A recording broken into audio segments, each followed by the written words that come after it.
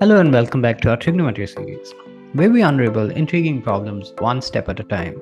Let's dive right in. If A, B, and C are interior angles of triangle ABC and cosA plus cosB plus cosC whole square plus sinA plus sinB plus sinC whole square equals 9, how many possible triangles can we have?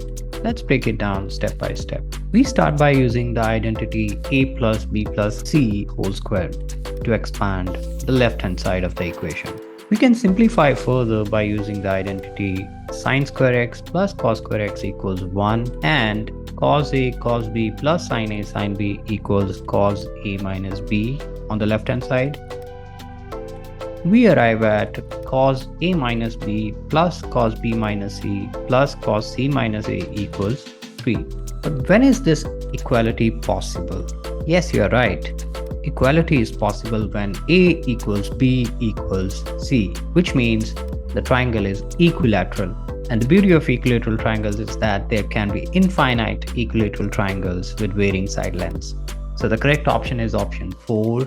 Infinite possible triangles. If you enjoyed this mathematical journey, don't forget to like, share, and subscribe. Keep exploring. I'll catch you in the next video. Happy learning.